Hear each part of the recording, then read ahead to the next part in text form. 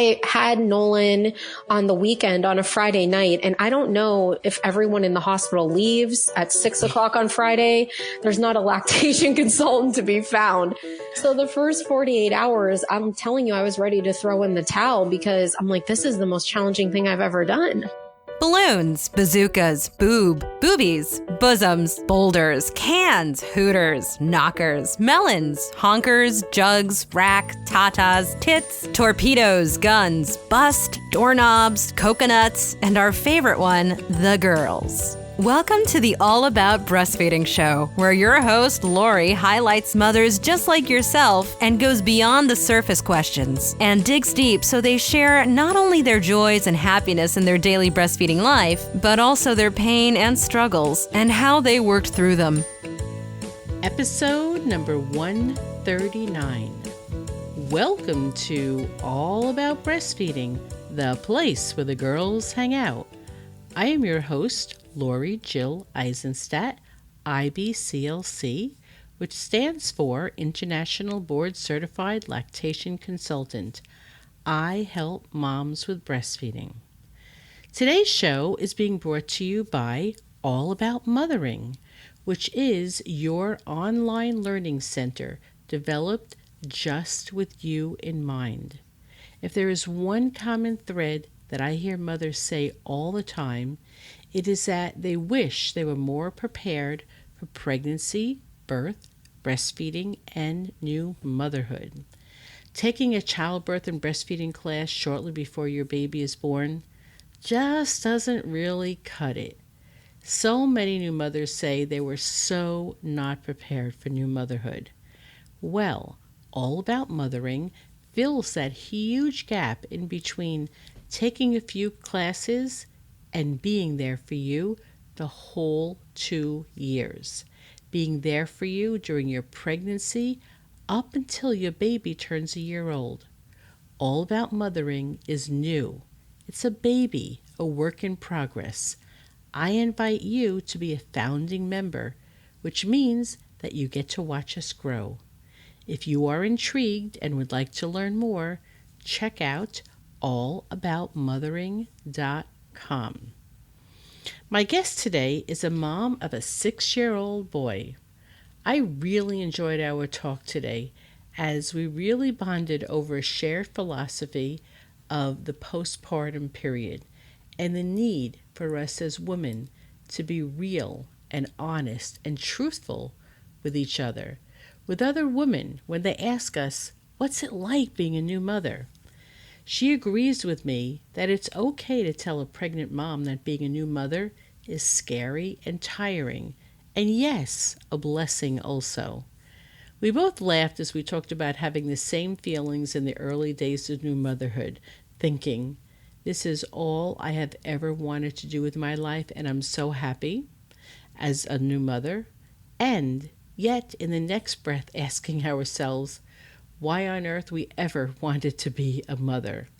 Exhaustion and anxiety sometimes takes over, and this is why we need to be prepared with help for the early days of breastfeeding and postpartum, so we can do more than just get through them, so that we can actually enjoy them. Sit back, relax, and enjoy spending some time with Karey and I as we take you on a bit of journey through the early days of postpartum. Karey Northington is the owner of Northington Fitness and Nutrition. She holds a bachelor's degree in both nursing and psychology and is a certified personal trainer and nutritionist through the ISSA. She is passionate about helping others achieve their goals without restriction. Karey is also an IFBB professional athlete who competes in the bikini division and a published fitness model. Most importantly, she is a wife and mother of a sweet 6-year-old boy, Nolan. Welcome to the All About Breastfeeding show, Karey. I'm so glad that you're able to be with us today. Thank you so much, Lori. I'm so honored to be on the show. All right. Well, I would like for you to just start off by telling us a little bit of background about what life was like for you in the family that you grew up in. The family that I grew up in, I'm an only child. It was just myself, my mom, and my dad. And when I was 12 years old in the 6th grade, unfortunately, my mom passed away. So I grew up right around the adolescent years with just my father. So I have a small family, but it was great. That's pretty tough for you. Said you were 12 years old? Yes, I was 12 years old. My mom was diagnosed with lung cancer about 9 months before she passed away when I was 11. And so we had one more birthday together. And it was challenging because that's why I just love that you're doing this podcast, because there's a lot of people out there, myself would be in that group, that they don't have a mom to ask all of these questions to. For sure. And that's, I have to say, pretty tough. Was there anybody in your life, in your father's life, that was able to help him out? I just think about a guy being with a 12-year-old daughter as she's starting to go through puberty and getting her period and all that other fun stuff. Yes. Oh, so my dad did it all, Lori. My dad did it all. So he was the one going to the store getting tampons for me. He jokes with me to this day that mothers, he should also be appreciated on Mother's Day. For some of these things. So he should. Yeah. It's funny because we do that stereotyping, and I found myself like even asking you that question, like that stereotyping just comes out, and I apologize for that. You're thinking, oh, the guy can't do it, but of course he can, and your father proved it. He did. He really stepped up to the plate on that, I'll tell you. And there wasn't really anything that I couldn't talk to him about, but obviously he couldn't give me sort of the inside scoop of what to expect and what's going on. And then my mom had a sister, my Aunt Carol, who's basically my mom, and she was there to help, but she never had any children of her own. So some of these things that come up when you're pregnant, what to expect, I didn't have that person as my go-to person. So hindsight's 2020. And now if I do ever have another one, this podcast will be such a great resource for me. Yes, I sure hope so. Yeah. There's so much to learn, and how great it is if we have those seasoned female members in our lives to help us kind of soften the pathway a little bit. Exactly. When you were younger, did you have aspirations of what you wanted to be when you grew up? And is it anything like what you're doing now? When I was younger, I wanted to be a doctor, a pediatrician so much. That was my main goal. And then I decided that I wasn't sure about staying in school that long and the hours that would be demanded of me. And I was thinking that I'd want to do something more at home and raise a family. So I am sort of doing that. I never expected myself to run my own business and be helping people in nutrition and fitness the way I am. But I did go into nursing, which combined the best of both worlds. I had a little bit less hours per week that I would work than if you were a doctor in the hospital. And then I morphed together my psychology and those types of things that interested me the most to make this career for myself that I didn't exactly expect that I would have, but it was following along everything I've been interested in since I was a child. Did you have anybody in influence in your life that led you to want to become a pediatrician? Well, my mom was a nurse and she worked in the cardiac care unit, and I would spend a lot of time with her. And I always thought I just wanted to work with kids. That's what I thought that I wanted to do. And then when I came and did the clinical, they would leave me in a room by myself to do an exam or whatnot with one of the kiddos. And I'd be kind of just reading them books because I realized really quick that the healthcare provider isn't the child's favorite person. I wanted to be more on that side of the line. So I decided to work with the adult population instead and kind of be always, on their good side. Yeah. And I've spoken to a lot of ladies who, interestingly enough, wanted to pursue certain professions, but when they realized that they were fortunate enough actually to realize early on that they wanted to be in a profession that would work well with future motherhood. Some people go into it and they just don't know. And then they become a physician and then are very exhausted and somewhat depressed, realizing that it doesn't work too well with motherhood. But nursing really does, because you can do your 2 or 3 hour, 12-hour shifts, which is demanding enough. Mm-hmm. But you have more flexibility with nursing than you do when you're full-fledged physician, pediatrician in a practice. It's much more demanding and full time, and at least until years later, until you get settled and can kind of have it go your way. So you were smart. Very good. Oh, thank you. I agree with that. I think that nursing, I can't say enough positive things about that career because it really is flexible. Yeah, and it certainly comes in handy with everything else that you're doing. So that's wonderful. So did you ever have the conversation with your mother? I mean, she was young when she passed away, and yet I won't shy away from this question because I found it interesting enough with other women that I talked to that they actually do have conversations with their mothers when they were very young girls about breastfeeding. I didn't have that conversation with my mom, and I think it was primarily because I was born early. I believe 4 weeks early, and my mom went into labor early because she came down with a virus, was dehydrated, and kind of sent her into early labor. So I was not breastfed. I did hear about, how the story played out, and we sort of talked about that, but, I was itty bitty. I wasn't in the NICU, but I want to say that, I was 5 pounds. And at the time when babies were born early, it seemed there was a lot more pushing for them to gain weight and supplementing and such. And so I think that my mom kind of went down that route. Okay.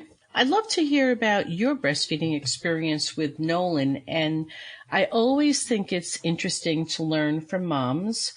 I guess the first question is, what is it that you thought about breastfeeding when you thought about breastfeeding your own baby? And then to come along with that question is, what, if anything, did you do to prepare during your pregnancy with watching videos or attending a class or reading books about breastfeeding? So with my son, this is so funny. I read so many books about pregnancy. And if I could do that over, I would be reading the books about the first year and about breastfeeding and those such things, more so than going through the actual pregnancy and what to expect. So I think that my time was spent researching more of what was happening at the moment. And then when I had Nolan, this will come as a shock to you, I'm sure, you don't have very much time to read the breastfeeding books.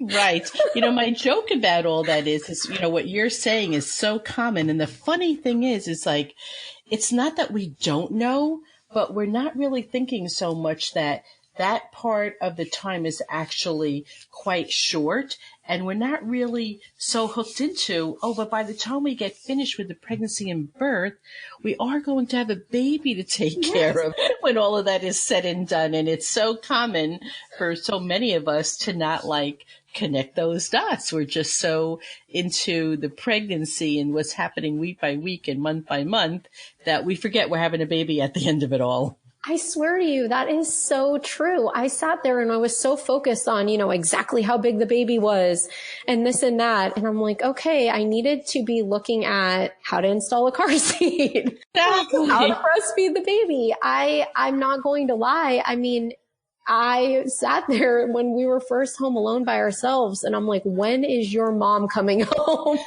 I'm talking about imposter syndrome, right? Yes, that's how I felt. And in nursing, they always joke, fake it till you make it. And I guess it's true with motherhood at first. But I felt a little ill prepared because I focused so much on the course of the pregnancy and not the aftermath. But breastfeeding, everyone made it look so easy. And I'm so glad that you're doing this podcast because I had a great pregnancy. I had a blast, and some people might just want to slap me for saying that. But breastfeeding was a horrible uphill battle for me. And I didn't join any resources. I didn't read any books. I had Nolan on the weekend on a Friday night. And I don't know if everyone in the hospital leaves at 6:00 on Friday. There's not a lactation consultant to be found. So the first 48 hours, I'm telling you, I was ready to throw in the towel because I'm like, this is the most challenging thing I've ever done. And we get blown away by it because we just don't expect it. We're not even thinking along those terms. And then when it is the hardest thing, like you said, some of us just want to throw in the towel partly because it's hard. And I totally get that. But partly it's the mindset that we had going into it. And that is a huge blow because we just did not expect this. Exactly. I don't know if it's commercials or just the stereotype, like you were saying, that the baby's just going to latch right on and then it's going to be the most convenient and easiest thing that you've ever done. I felt like if you see those little signs on Pinterest, like nailed it, that was me. It was like the baby, I'm trying to cover up. I'm trying to figure it out. I'm trying to get the baby to latch on. And it definitely didn't look like this special moment plastered all over the internet. I know. I've had a few moms say it's just one big hot mess. A huge hot mess. And then I didn't really have anyone to talk to because of my peers. I was one of the first to have a child. And so, and then at the time, my son's dad, he was playing Major League Baseball. He was playing for the Cubs. So he had to go back to work in, I don't know, about 10 minutes after I had the baby. So I was kind of sitting there all by myself in Chicago. My family was in Pennsylvania and the lactation consultant didn't show up I think that she came in on Monday. And the first thing she said was, you're not going to be able to breastfeed with implants.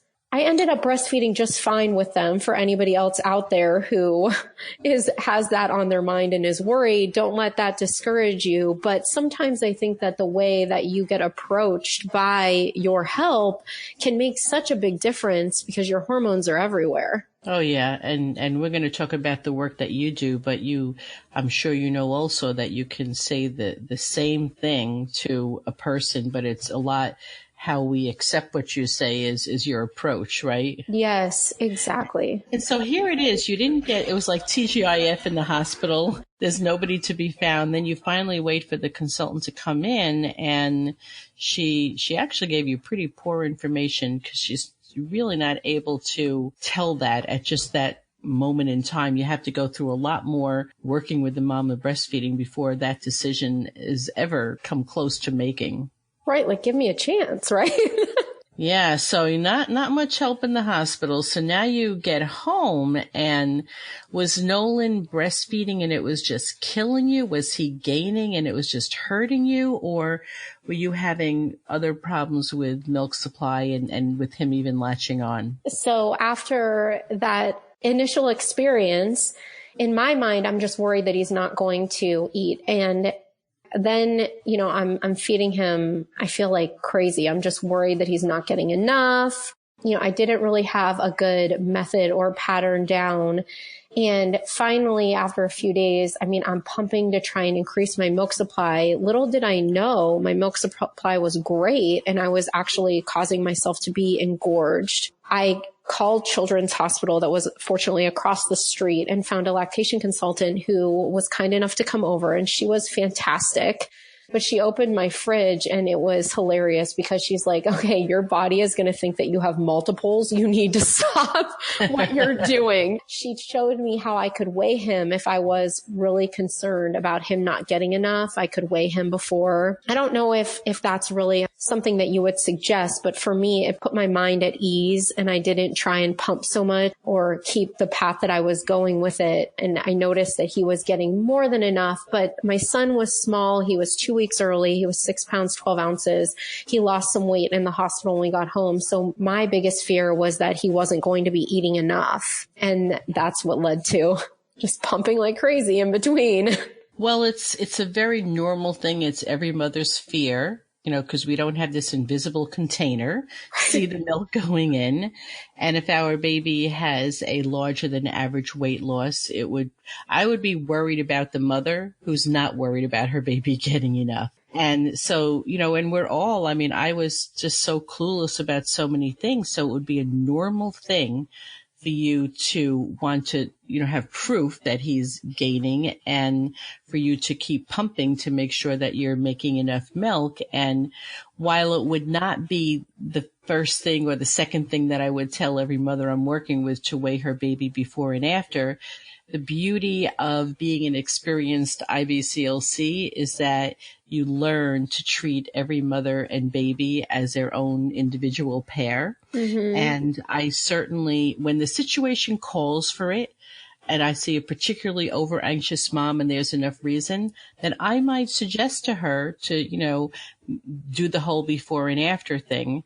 And then there are many more mothers who I would say, let's stay away from that. It's going to make you obsessive. That's what I was thinking. There's not a reason for you to do that. And here's another way that I can show you that, you can be reasonably sure your baby is getting enough. But sometimes that plan does not work with another mom-baby pair.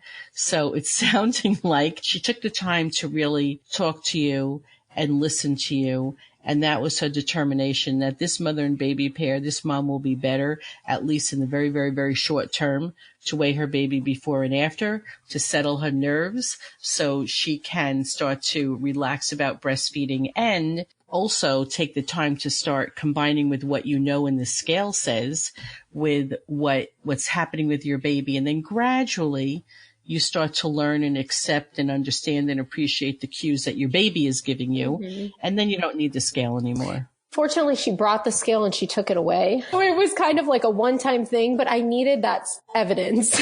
I'm very scientific and factual. And once she showed me that once, I felt so much more confident and it was a huge weight off my shoulders. And then I actually did donate some of the breast milk that I had been hoarding. And then I kept some. Excellent. I didn't know in the beginning that your breast milk will change because, like I said, I only read the pregnancy books.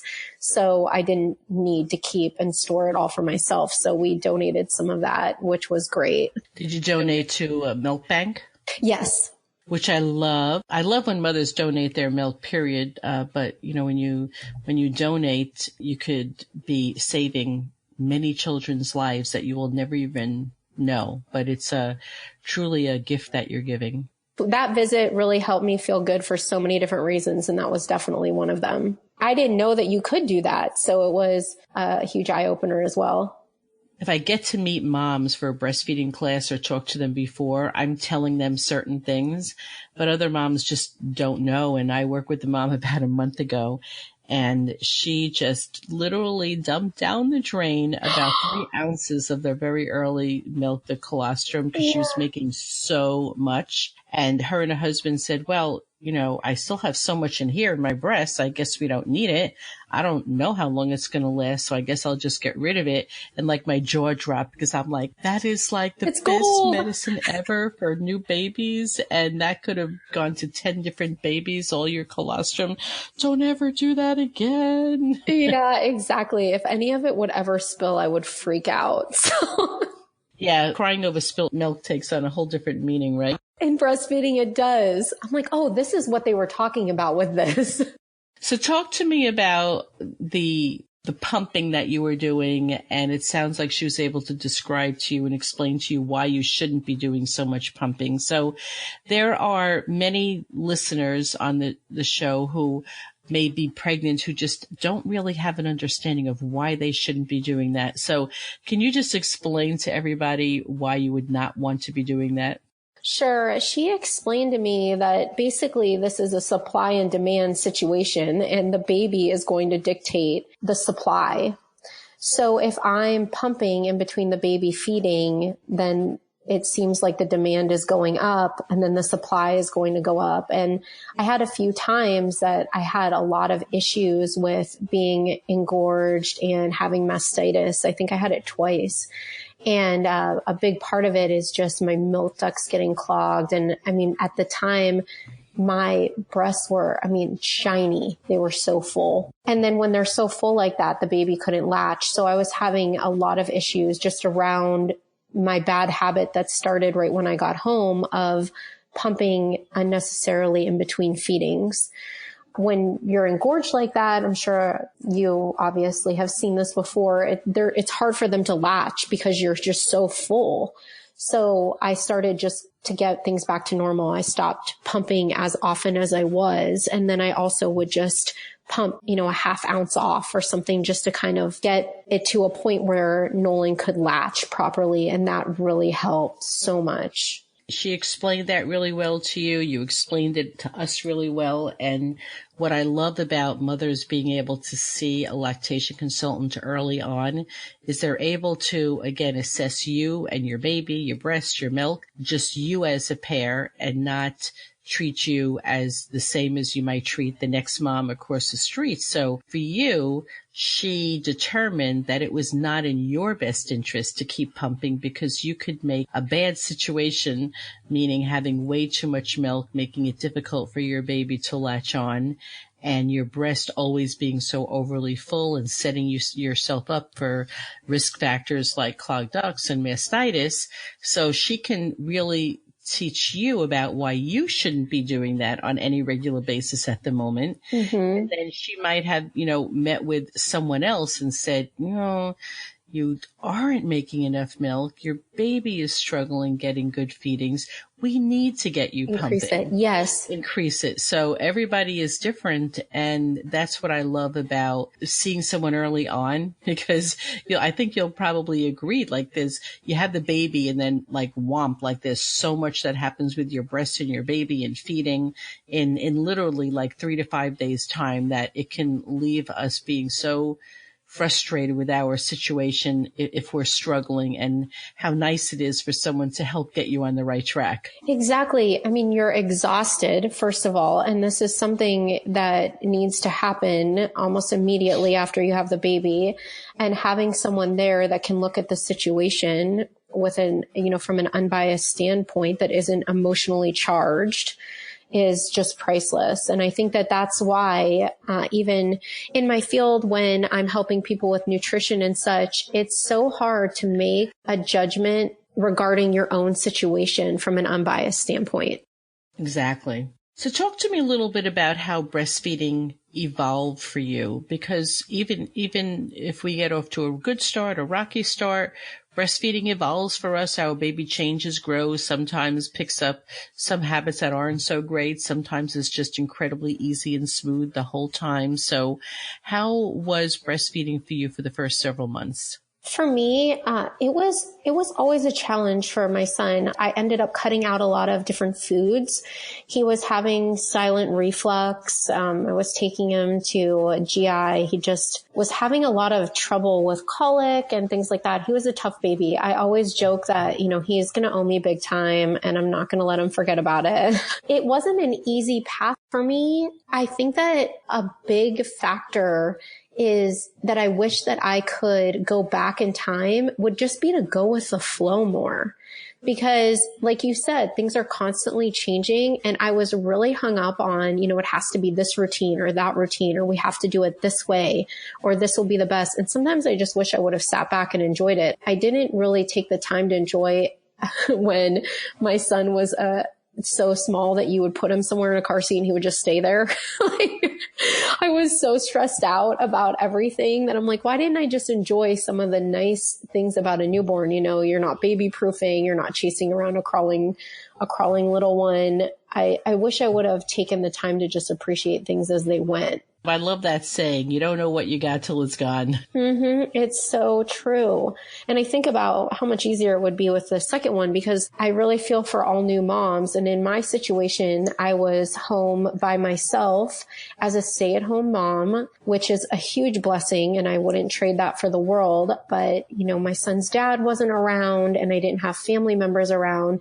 And it's very taxing as a new mom. And you, especially as a stay-at-home mom, you feel as though you have to do everything perfect because that's your quote only job. Right. And sometimes the expectations that I put on myself as a stay-at-home mom versus a working mom, because at this point I've done both, I put so much more pressure on myself when I didn't have a job, because it would be like, well, of course I can do all of this perfect. I have nothing else to focus on. The task at hand, having a new baby and breastfeeding and getting on a sleep schedule, it's challenging. Yeah, and I often think about my early days too. I often think, well, Lori, what was the definition of perfect anyway? Thank you. And I don't really know the answer to that. So I was striving for perfection, but I wasn't quite sure what that looked like anyway. Right. It's this completely unattainable saying that who even knows what we're striving for? It's so true. There's this pressure that, the house has to be immaculate, the baby's fed, everyone looks perfect, and all of the errands are done and all the chores are done, and dinner's something different every single night. And sometimes just the standards that we can hold ourselves to, the pressure of it, that's not really what's the most important, because a lot of times you just really need to bond with that new baby and try and find ways to ask for help. You don't need to do everything. I think about it now looking back, no one came and gave me a trophy for never asking for help. Exactly. And for me, whatever I thought perfection was, because my husband worked very, very long hours, and I would think, okay, well, if the day did go the way that I expected it, then who was walking in my front door? Like, I didn't have a supervisor saying, great job, you get a good evaluation, you're going to get a raise next year. Who was that for anyway? And if it was for myself, was I then happy and satisfied when things went well? And the answer is not necessarily, because I was alone, I was isolated, I was just in my own head. So that's what I mean about that whole perfection. What was it I was striving for, and what did it mean anyway? And who even knew? And what did that mean? Yes, I've always been a perfectionist, and I look back to my childhood. I was expected to have great grades, just to participate in every activity. Everything had to be done. And it carried on into my adult life. And I realized that so much joy has come into my life once I let go of trying to be perfect. Taking a little break so I can tell you all about our lovely All About Breastfeeding community on Facebook. This is a place where you can interact with other listeners of this podcast. You can share stories of new motherhood and breastfeeding, and even ask a question of one of the guests. I will post questions and quotes of the day and cartoons. We have a lot of fun there. All you need to do is search for these 4 words: All About Breastfeeding Community. Need to have those 4 words, otherwise it brings you to the wrong page. And then just ask to join, and I will see you in the All About Breastfeeding community group. Let's get back to the show. Yeah, you know what? And one of the things I was, like to talk to my guests about is what are some of the things that you might have changed. And I think a running theme from my interview with you is just, taking time to sit back, relax, smell the roses, and just let go. It's so cliche that time does go so fast. And so we want to let go and just let things chill, because it does go so fast. But also, not only that it does go so fast, and that's why you should just let go, but we should just let it go a whole lot more, just because that's really the way to be, to just let it be and let it unfold in those, especially in those very early postpartum days, and not to push anything, not to rush anything, and not to try and mold into a specific box that we think it should be in. Mm-hmm. And take it one day at a time. Yeah. I think that I would get very overwhelmed looking ahead. Yes, because because if our babies aren't sleeping at 2 months, we're thinking, well, what's going to happen at 6 months? Well, I don't have to think about 6 months right now. Mm-hmm. We're just at the 2-month stage. Exactly. That's exactly where I was at. And my son didn't sleep through the night until 7 months. And I realized why sleep deprivation is a war tactic. But yes. I mean, it's awful, but looking back on it, it was a short time and it did end.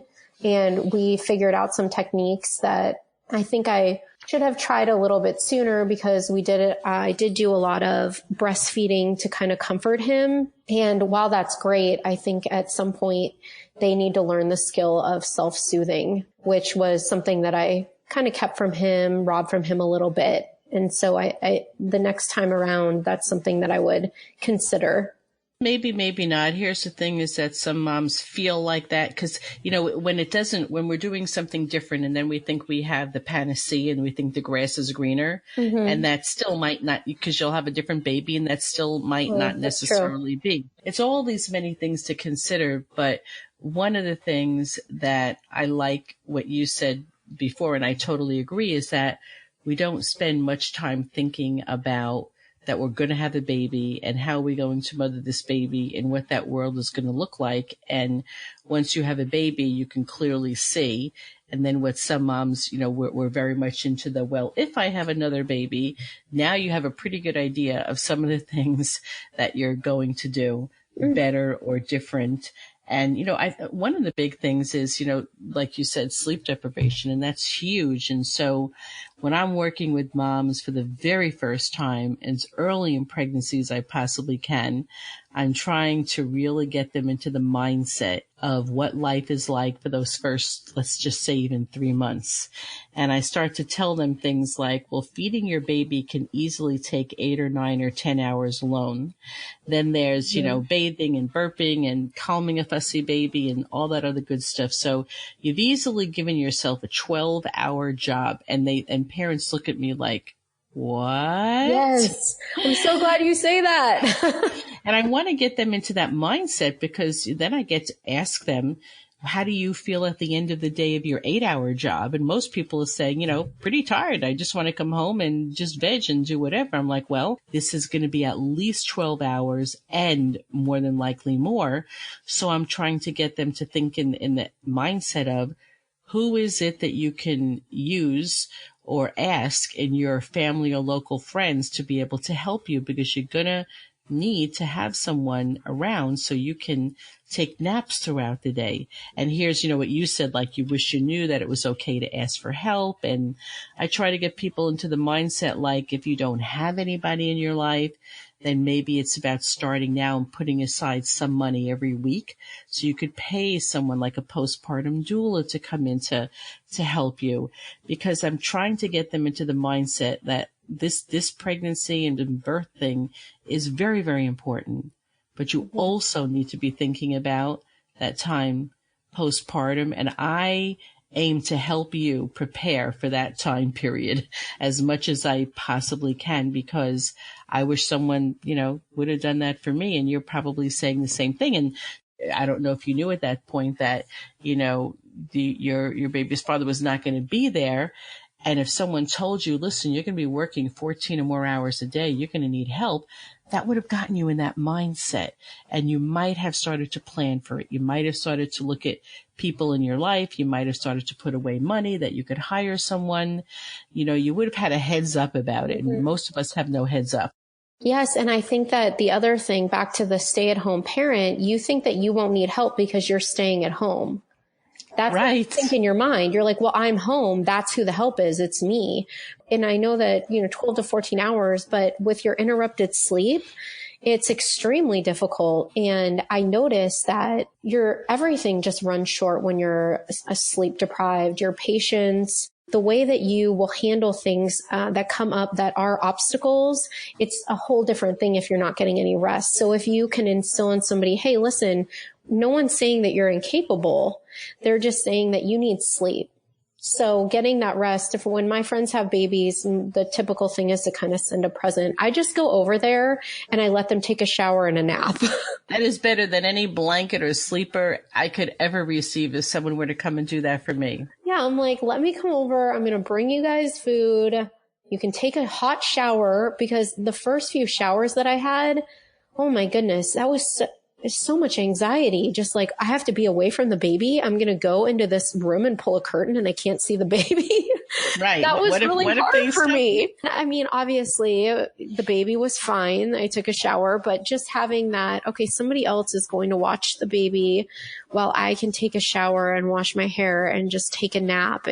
It's a huge help. So even like you said, if you're planning for that so that you could have somebody come and help you even one day a week where you can take a little you time and recharge your batteries, you're going to be a better mom. You are the best postpartum friend any new mother could have. And oh, thanks. Because you live through it and you know what they need and you're taking the time to be able to provide for them what they need. It's like, it's just like the best thing ever. And I bet you every mother who you give that gift of your time and a meal will remember that for the rest of their life. I hope so. I remember that's what I appreciated the most, when my aunt would come and visit and I could just go and take a nap. It was amazing. Yeah. We just don't realize it.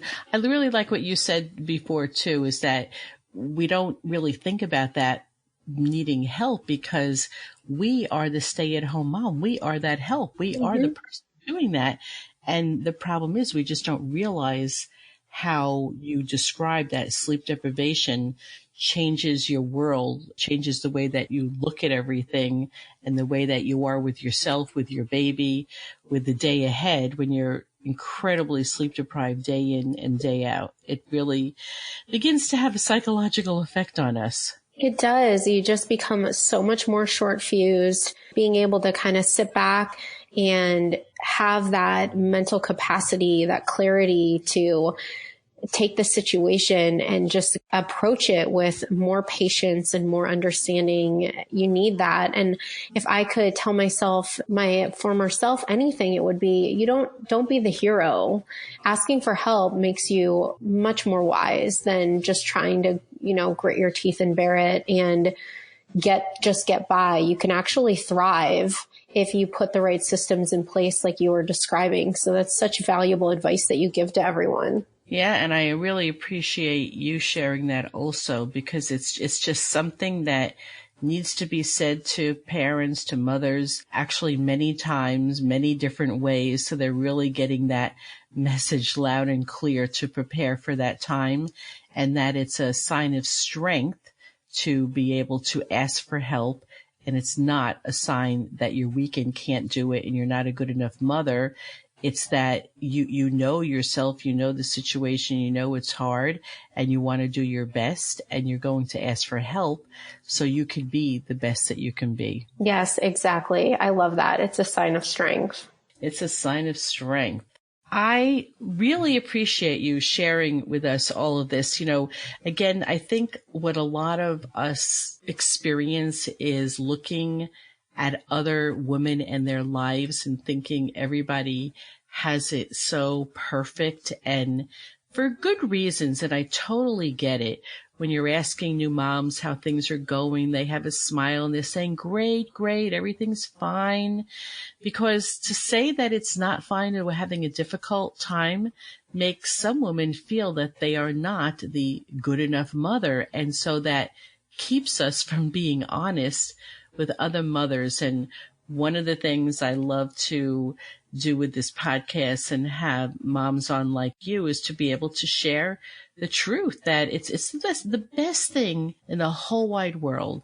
And yet there are still quite a bit of difficulties that come with the learning curve of taking home a baby and being a new mother and getting through those first few months postpartum and that first year that even when things go well, it still is difficult and we need help. Mm-hmm. Ultimately, motherhood is by far the most amazing, best thing that I've ever done. But I would be sitting here and lying if I didn't say it was also the most difficult. And I think that was something like you were saying when I would ask others about, oh, how is it? You're a new mom. I always heard all the puppies and rainbows. I never heard that they were tired. I never heard that they hadn't slept in, however long, or they needed to ask for some help with breastfeeding, things like that. And it's okay. It's okay that every day of your life isn't perfect. And I think that oftentimes just with social media and things like that, like you said, you only show one side and there's usually more layers to people's lives, and just being a little more open and sharing your story with others helps them relate and think, okay, it's not just me, because there's nothing worse than feeling like you're alone in a situation and that you're the only one having trouble with it. That makes you just feel inadequate. I often tell some of my most active listeners, may say this all the time, but the day that I sat in my first postpartum mothers group when Alicia was 6 months old, and I heard one of the first moms, because we went around sharing just a little bit about who we were and why we joined the group. And when one of the mothers said a few things that were like part of my life, one of the things one of the moms shared was like, some days I am so thrilled to be the mother of this beautiful baby boy, and other days I wonder what the blank I did with my life. And I thought, oh my God, I'm normal. Yes. Right. And that's a realistic, that is a normal feeling. But I didn't know that. And every time I had those thoughts in my own head, I battered myself even more. You and felt now guilty. And then, you're beating yourself up.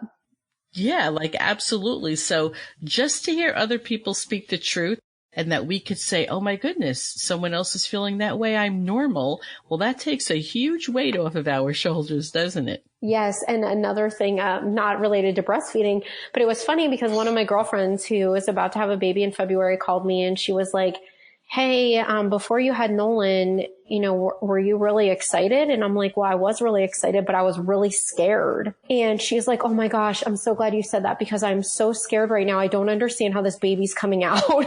I'm like, I can completely relate. You're 30 some weeks pregnant and you're like, I don't want to do this anymore. Because it is really intimidating, but you never hear about the other side of things that, people are afraid and they have different emotions running through them. And it's not just a time of 100% joy. I mean, overwhelming, the grand theme is joy, but there are some days where you're just thinking the same thoughts that you were saying. What did I get myself into? And I don't know about this. Yes. And we can't turn around in the 30 weeks. Your friend can't turn around, but again, what a great friend you are, Karey, to say, oh, yes, I felt the same way. Well, I bet you that took 20 pounds of weight off of this poor woman's shoulders just by hearing you say that. I hope so. I remember saying the same thing to my son's dad, and he's like, well, you can't turn back now. like, gee, thanks. I knew that, but that's not helpful, but that's how I feel. It's so true. It's so true. So there's so many different emotions, and all of them I'm realizing from the sooner that I was honest about how I felt about things, how you were saying in that postpartum group, I wish I would have found one of those too. The sooner that I opened up about it, whereas more times than not, the other person said that they had a similar experience. Exactly. Yeah, we can really do right by our friends, or we could make them feel worse by not being truthful. I never realized, I feel as though find the moms that are just accepting, the mom friends that you can find that are just accepting of everything that you're doing, because unfortunately it seems, I don't know why it's like this, but sometimes we can be so hard on each other as moms, just the judging. And that's, I think, what the hardest part is. And once I realized, hey, we're all the same. We're all trying to figure this out. We all want what's best for our kids. And when you can find those mom friends to link up with that are just supportive and, don't have any crazy expectations, it's just a huge breath of fresh air. Wonderful words of wisdom, wonderful pearls of wisdom for you to share, Karey. Thank you so much. I really want my listeners to get to know you a little bit better with regards to the business that you are doing. And I think that you have some valuable suggestions or tips that you could share with our pregnant and breastfeeding moms about fitness and about nutrition. So what do you say you talk about that a little bit? Oh, I would love to share about that. What I do is I work, and how you were saying that everyone's situation is so different, every mom and baby. That's the basic principle that I use in fitness and nutrition, that every person needs a different regimen, or they're going to need certain specific things that are relevant to them. And with breastfeeding moms, one of the mistakes I see so often made is that they're trying to get directly into a fat loss program, slash their calories. Their milk supply will suffer. When their milk supply suffers, their baby potentially could be more fussy, then everyone's getting less sleep, then you're making poor food choices. It's almost like a domino effect. So one of the things that I like to do is I like to really hone in on the particular nutritional needs of a woman in each phase. So one of my favorite clients to work with are postpartum, breastfeeding, or just moms in general, because of the time constraints and things. I like to tailor things directly to them, because I've noticed when I became a mom, I just didn't have the extra time that I used to have to go and hit the gym X amount of days on this certain plan that I saw on the internet that's supposed to be the best plan to lose fat and build muscle. I had to make my own path, and I really love doing that for other people. When you're working with moms, do you work with moms before they become pregnant, helping to set them up for the best pregnancy possible, nutrition and fitness wise? I do. Most of my clientele are women between the age of 25 to 45. So they'll be at various stages, but say a woman comes and they're wanting to become pregnant, they're working on that. You do want to make sure your nutrition is in a certain spot. You don't want to be cutting your calories. You want to make sure your dietary fat's up. You want to pay attention to your cycle. And obviously this would be working hand in hand with their doctor. I'm not a registered dietitian. I am a registered nurse, and I can give some suggestions that would be the most beneficial for them, so that they go into their pregnancy healthy and happy. And starting a fitness program when you're pregnant is frowned upon. But if you get these good habits in place, you can continue to have a great fit pregnancy. And then that makes it so much easier. With my son, I actually was at a spin class the day that I had him, and my labor and delivery was so simple. And that's probably, like I said, people are going to be like, well, I worked out and mine wasn't this way, and everyone is different. But I can attribute some of why this happened is to just being active and doing prenatal yoga and keeping myself in a good condition. It made so much of my pregnancy a lot more manageable. Having all of this information and teaching it to other moms, I'm curious to know with the postpartum and everything that you went through, because we talked about you bringing home a baby and you're sleep deprived, and you know what it is you should be doing and you know what it is you should be eating. But I imagine if you're just like any rest of us, it was difficult for you. So can you tell me some of the tips and tricks that you have either developed for yourself or for other postpartum moms in those really early, like 4 to 6 weeks after a baby, to make sure that they're able to get in something decent in those very really quick times you have to actually hydrate and feed yourself between taking care of a baby and breastfeeding?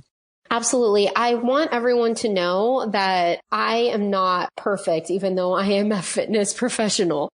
So there were some mornings that I only ate Dove chocolate. I'm not going to sit here and say that my nutrition was always on point, because there's a lot going on, and let's be serious, every now and then it's okay to have the foods that you want to have. I'm really a big believer of no foods are off limits. It's just about fitting them in moderation. I would say the number one thing that I could recommend to anybody who is about to have the baby is to have some of these foods on hand. If the last couple weeks of your pregnancy, you're feeling okay and you can make a few things to put in the freezer that you will just be able to pull out and make some healthy casseroles, just even cook up some chicken breasts and freeze them. That way you can just pull them out and it'll be so much easier, and you'll have some fresh food that isn't processed that'll be at your disposal. And then I wouldn't stock up on too many things that are maybe your snacky foods that are calling out to you when you're sleep deprived. For me, whenever I'm sleep deprived, and I think it's just human nature, you're going to want those quick sugars that boost that serotonin immediately. So you're going to want, the sugary snacks. And if you don't have them readily at your disposal and you have better choices around like your fruits and vegetables and things like that, you're going to be a little less likely to, at least I know for me, I'm not going out of the house the first couple of weeks that I had the baby on a whim because I was looking like a disaster. So if I didn't have that food right next to me, then I was more apt to pick healthy choices. Yeah, my sister has a fun saying. She's like, "It's calling my name. It's calling my name." Yes, it will. It will do that. That food that you really shouldn't be eating that's sitting in the pantry. So a very good tip about just not even having it in the house, because before you had a baby, you may have been more likely to just take your keys and go. But at this point, in the very early days of postpartum, you're a lot less likely to just, like you said, go out on a whim. The other thing I do is I appreciate your honesty. I kind of giggled to myself when you said, you know what, there were times when I just had some Dove chocolate. That's just what I did. And you're, of course, saying that everything in moderation, but being a fitness instructor, I have to say that I definitely have my own personal bias. And I'm thinking, she's not going to do that. But guess what? She told us that she does. Because I'm a human first. So again, I appreciate that honesty. One other thing I'm curious about, because I talked to this moms and breastfeeding class too.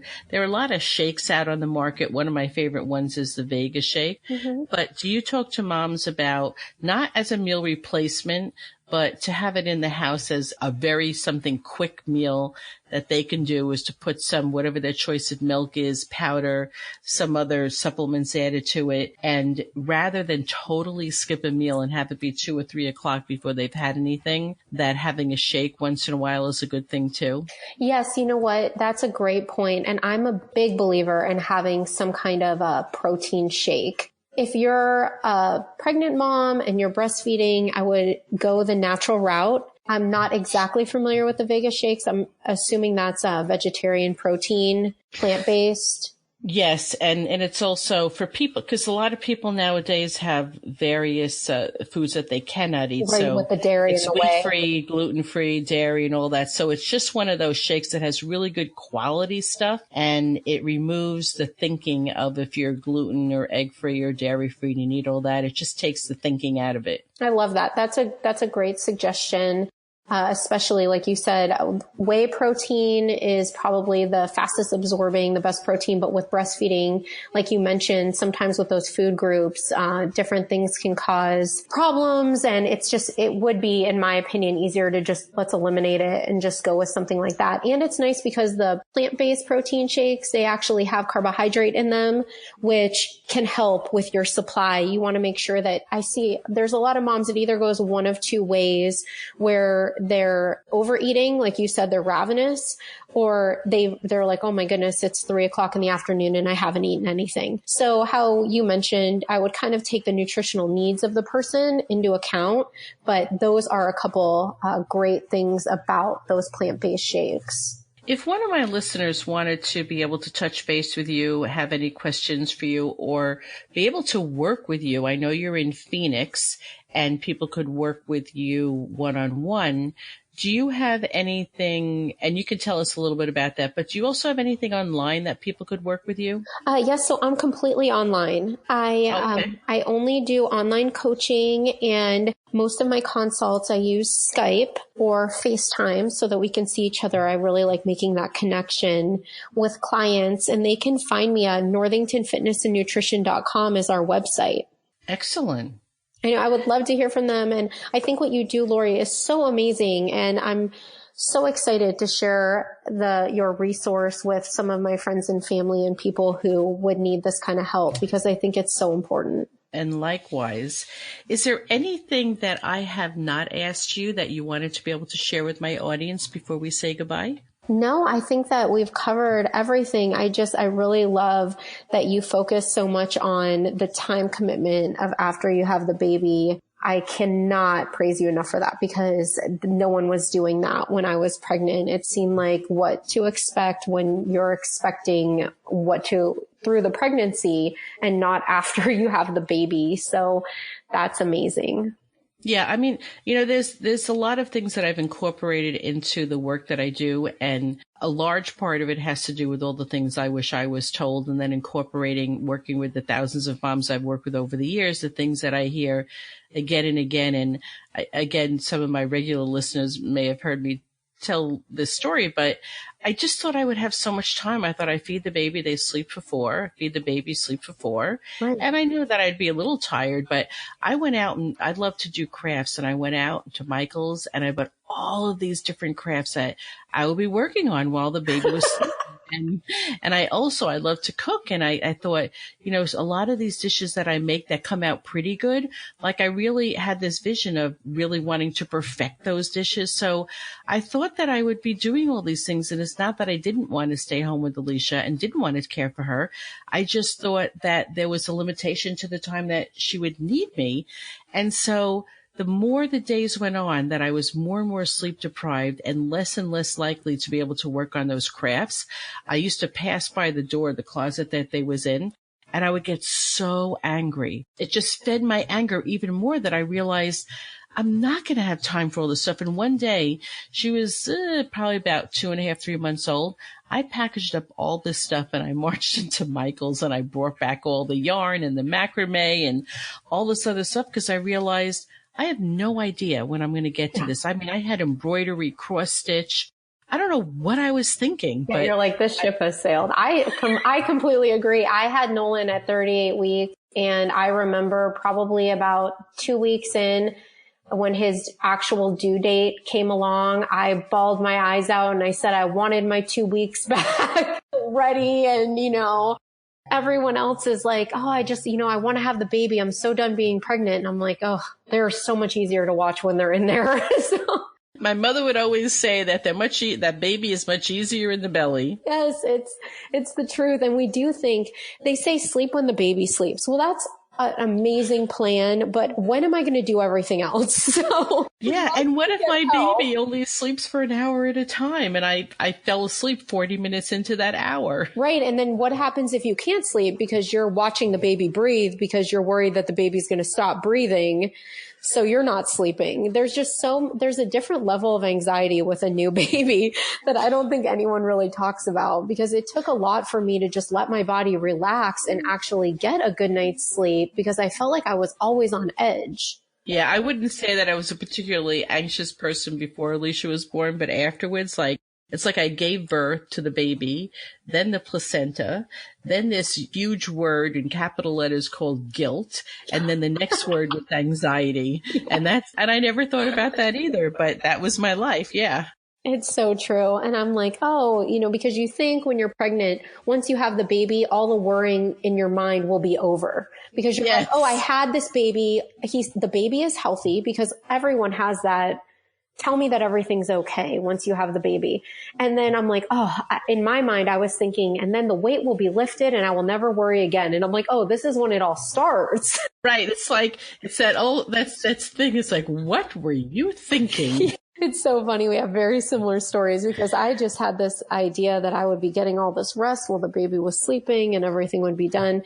And it does feel like your day gets shorter and shorter. I know, but we will end on a very positive. I mean, and not that that's not positive, but you know what it is? It's both of us will also agree that it's all worth it. It's the most beautiful thing that one could ever do is to, be pregnant or have a baby in the house.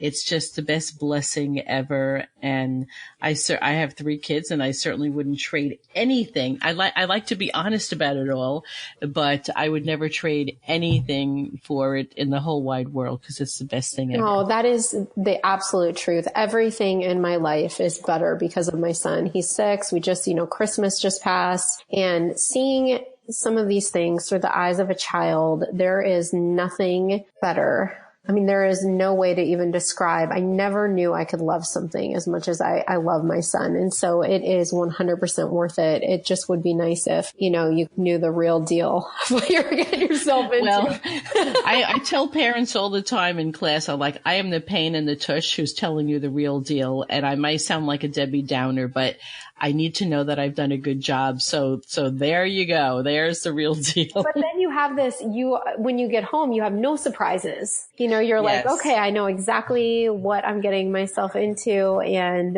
because someone planted those seeds, I have some idea. Even if I didn't believe that person, the seeds were planted. That's another thing. People might shake off the advice, and what can you do except for just let people know, hey, this is how it'll be easier for you. Just recruiting some extra help, it can make such a difference. And then you're going to enjoy that time even more. And like you said, it just breaks my heart when I hear about anyone having fertility issues and such, because it truly is. It's the best thing that's ever happened to me. Yes.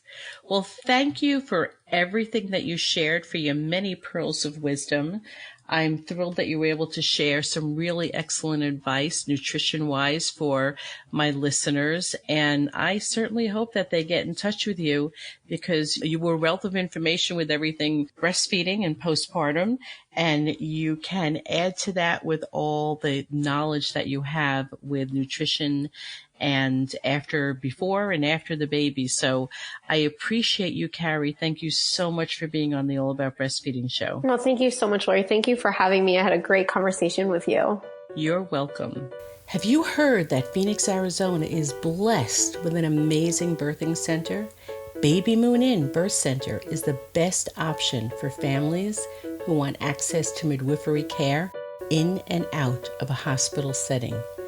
You can experience birth in a comfortable home-like setting where natural birth is the focus. Laboring in water, being able to walk outside during labor, and enjoy the beautiful garden. This is what birth can be like for you. There is so much more to learn about Baby Moon.